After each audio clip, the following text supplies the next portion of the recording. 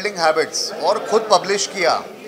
जब मैंने पब्लिश किया तो मैंने देखा कि ऑथर्स को क्या दिक्कतें हैं।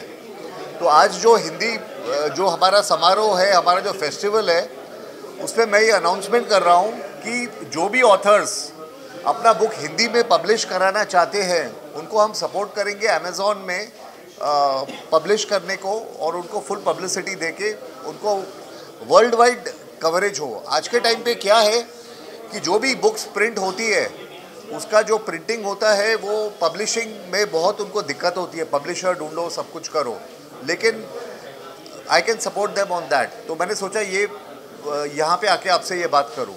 Thank you so much. Thank you. अरे आपका आने वाला कोई प्रोजेक्ट कुछ बता रहे हैं, प्रोजेक्ट? अच्छा, मैं आपकी स्टाइल में सोच आपके स्टाइल में कुछ बोलिए, आपके स्टाइल में।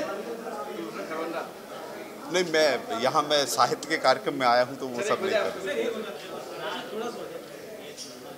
नहीं, मैं ये कहता हूँ कि भाषा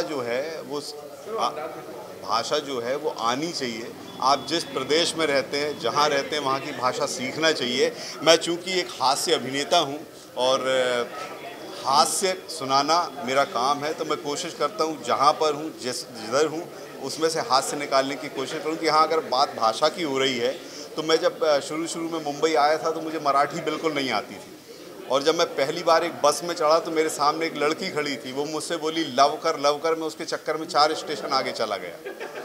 तो भाषा आना बहुत ज़रूरी है, और भाषा पर भी आप हास्य कर सकते हैं, और इस तरह की मैं बहुत सारी बातें कर सकता हूँ, लेकिन यहाँ पर और भी बहुत सारे लोग हैं जो आपसे बात करना चाह रहे हैं, तो मैं फिर आपके पास आ जाऊँगा दोबारा। बहुत धन्यवाद, नमस्कार। संपूर्ण विश्व को मेरी तरफ से विश्व हिंदी दिवस की शुभकामनाएं।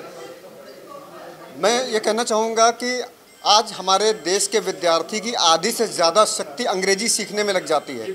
हमें जापान और चीन जैसे देशों को देखना चाहिए जो अपनी भाषा में पढ़ाई लिखाई करके संपूर्ण एनर्जी को अपनी सब्जेक्ट्स पर, विषयों पर लगा रहे हैं, ना कि अंग्रेजी सीखने में अपनी शक्ति को गंवा रहे हैं। हमारे देश में हिंदी को अगर बढ़ावा दिया जाए तो हमारा विद्यार्थी आज अंग्रेजी सीखने में जो अपनी एनर्जी लगा रहा है, उसकी बजाय वो साइंस, कॉमर्स और हिस्ट्री, ज्योग्राफी पढ़ने में अपनी वो एनर्जी लगाएगा, तो वो हमारे देश को का विकास में बहुत काम आएगी। और आज अंग्रेजी एक डिग्निटी का सब्जेक्ट बन गया है। हर आदमी सोचता है कि मेरी अंग्रेजी तेरी अंग्रेजी से बुरी कैसे, या तेरी अंग्रेजी मेरी अंग्रेजी से अच्छी कैसे, इसलिए वो और ज़्यादा एनर्जी लगा करके अंग्रेजी सीखने में और ज़्यादा एनर्जी लगाता है। इस तरह अपनी एनर्जी को, जो उसकी सामर्थ्य है, उसको डाइवर्ट करता है। धन्यवाद। अमेरिका से अभी कुछ दिनों पहले ही आया बॉम्बे, और यह कार्यक्रम विश्व हिंदी जो मंच वाला है, ये मेरी शुभकामनाएं इसके प्रति। और विगत दिनों इसमें इसकी लोकप्रियता, इसका उपयोग बहुत अधिक हो गया है। आपको मालूम होगा कि जो फ्लाइट्स बॉम्बे दिल्ली आती हैं विदेशों से, उनमें उद्घोषणाएं हिंदी में होती हैं। इसी प्रकार से हमारे देश में भी अनेक प्रदेशों में इंजीनियरिंग और मेडिकल की पढ़ाई हिंदी में हो रही है। मैंने खुद ने एक किताब हिंदी में लिखी है इंजीनियरिंग की। तो मुझे विश्वास है कि भविष्य में हिंदी और अधिक उत्तरोत्तर विकसित होगी, लोकप्रियता इसकी बढ़ेगी। और एक खुशी भी है, चिंता इस बात की है कि लोक संपर्क के रूप में तो हिंदी भाषा का बहुत अच्छा विकास हो रहा है, लेकिन पढ़ाई लिखाई और ज्ञान की भाषा के रूप में हिंदी अभी पिछड़ रही है अंग्रेजी के सामने। ये एक चिंता है। दूसरा ये है कि एक पहलू पे बात नहीं हुई है कि वर्तमान सरकार की जो गतिविधियां हैं उसने हिंदी को बहुत व्यापक प्रसार किया है। आप देख लीजिए, प्रधानमंत्री से लेकर सब तक, तो आजकल सारे कारपोरेट के लोग हिंदी बोलने लगे हैं, तो ये उनका बहुत बड़ा योगदान है। धन्यवाद।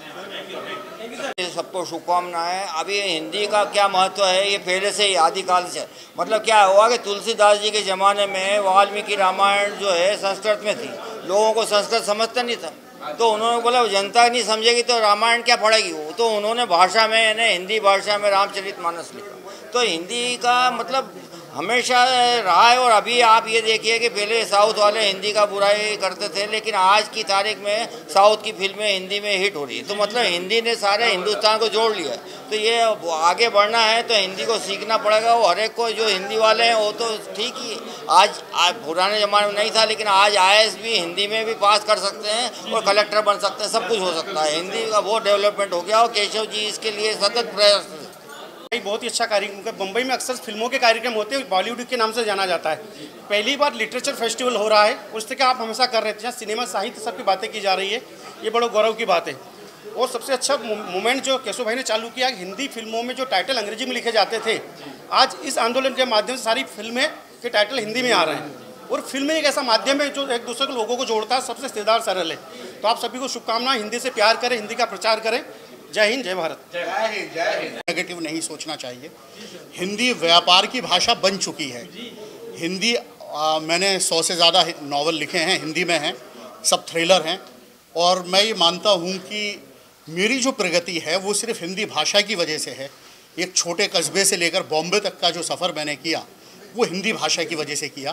तो इसके लिए मैं हिंदी को लेकर हमेशा बहुत पॉजिटिव रहता हूँ और मुझे लगता है कि सबको हिंदी में अपना काम करना चाहिए। हिंदी पूरी तरह व्यापार की भाषा बन चुकी है। ये सुप्रसिद्ध लेखक, निर्देशक, निर्माता सुनील तिवारी जी, जिनका देवता बड़ा सीरियल आया था, फिल्में आई थी 2 अक्टूबर।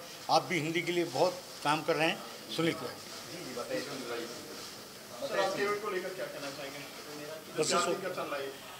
देखिए, हिंदी जो है वो मातृभाषा है और संस्कृत जो है वो पितृभाषा है, वो गंगोत्री है, उससे कई भाषाएं वितरित हुई है।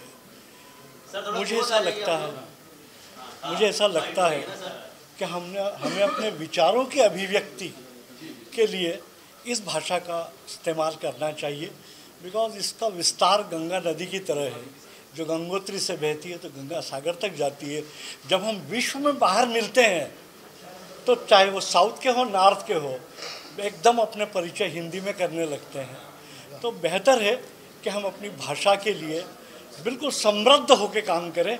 और हिंदी फिल्म उद्योग में इसका जो स्थान है वो मैं अंदर आपको विसर्जित करूँ।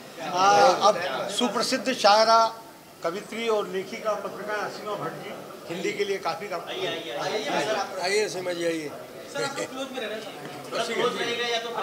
हाँ ठीक है।